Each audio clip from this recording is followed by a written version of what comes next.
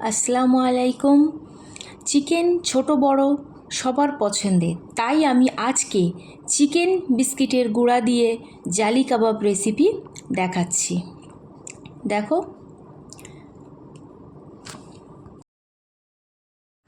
আমি কিভাবে এটা বানাচ্ছি তোমরা দেখে নাও। এখানে আমি 300 গ্রাম চিকেন নিয়েছি, এখানে আমি 4 থেকে 5টা রসুন নিয়েছি, এখানে একটা কাঁচা লঙ্কা নিয়েছি। এখানে এটা দিয়ে আমি এটাকে মিক্সিতে পেস্ট করে নিয়েছি। দেখো, এখানে আমার চিকেনটা করা হয়ে গেছে। এখানে ধনেপাতা কোচানো আছে, এখানে 2টো পেঁয়াজ কোচানো আছে, এখানে টমেটো কোচানো আছে, এখানে বিস্কিটের গুঁড়াটা আমি করে নিয়েছি। দেখো, এখানে বিস্কিটের গুঁড়া আছে, এখানে কর্নফ্লাওয়ার আছে 2 চামচ আছে, এখানে কাঁচা লঙ্কা কোচানো আছে 2টো, ওখানে 2টো ডিম আছে। এখানে আমি একটা পাত্র নিয়ে নিয়েছি, ওখানে আমি চিকেনটা দিয়ে দিলাম। দিয়ে আমি ওর মধ্যে পেঁয়াজটা দিয়ে দিলাম, যে পেঁয়াজটা আমি কুচিয়ে রেখেছিলাম। এবার আমি ওর মধ্যে টমেটো কোচানো দিয়ে দিলাম। এবার আমি কাঁচা লঙ্কা কোচানোটাও দিয়ে দিলাম। এবার আমি ওর মধ্যে 1/2 টিস্পুন নুন দিলাম, হলুদের গুঁড়া দিলাম 1/2 টিস্পুন,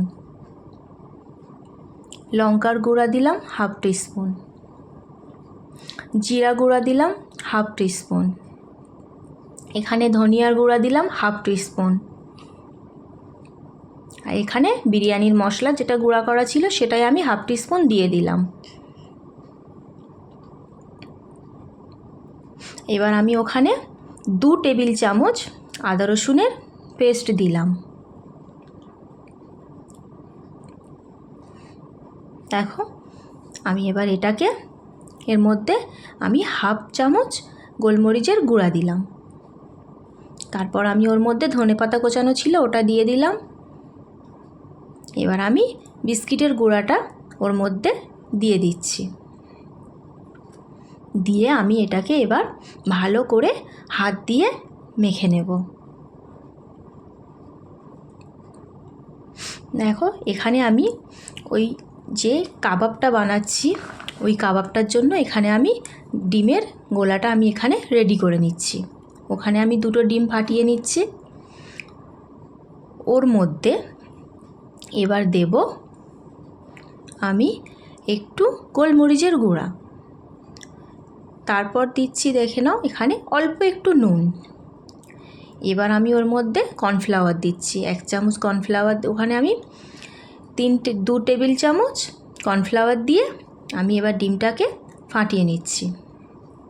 দেখো, আমি ততক্ষণ ডিমটা ফাটিয়ে নেওয়া হয়ে গেছে। আমি এখানে কড়াই বসিয়ে দিয়েছি। আমি এবার ওর মধ্যে তেল দিয়ে দিচ্ছি কাবাবটা ভাজার জন্য। তেলটাও গরম হয়ে এসছে। এবার আমি কাবাবগুলো এরকম শেপ দিয়ে নিয়েছি। ওটা এবার আমি ওই ডিমের যে গোলাটা আছে কর্নফ্লাওয়ার দিয়ে ওর মধ্যেই ওটা আমি ডুবিয়ে নিয়ে ওটা আমি এবার আস্তে আস্তে এদিক ওদিক করে নিয়ে তেলের মধ্যে ছাড়বো। দেখো, আমি ওটা এবার তেলের মধ্যে দিয়ে দিলাম। দিয়ে ওটাতে এবার একটু লাল লাল করে ভাজবো। এখন আমি ওর মধ্যে এই যে ডিমের এটা দিচ্ছি, ডিম কর্নফ্লাওয়ার ওটা দিলে এটা দেখতে খুব সুন্দর লাগে, বাচ্চারাও খুব পছন্দ করবে। দেখো কত সুন্দর দেখতে হচ্ছে, লাল লাল করে ভাজা হচ্ছে এটা। দেখো, আমি ওই ডিমের আমার হাত দিয়ে ওটা একটু ঝুরি ঝুরি করে তোমরা দিয়ে দিতে পারো, আমি যেমন দিয়েছি। দিলে ওটা দেখতে ভালো লাগে, বাচ্চারাও পছন্দ করবে। দেখো কি সুন্দর। ওটাকে এবার আমি উল্টে পাল্টে দেখো আমি তুলে নিচ্ছি। কত সুন্দর দেখো দেখতে হয়েছে। তোমরা কিন্তু এটা বানিয়ে অবশ্যই খাবে, দেখবে কেমন লাগে তোমাদের, খেয়ে কেমন লেগেছে সেটাও আমাকে জানাবে কিন্তু কমেন্টে। লাইক করো, শেয়ার করো, সাবস্ক্রাইব করে দিও।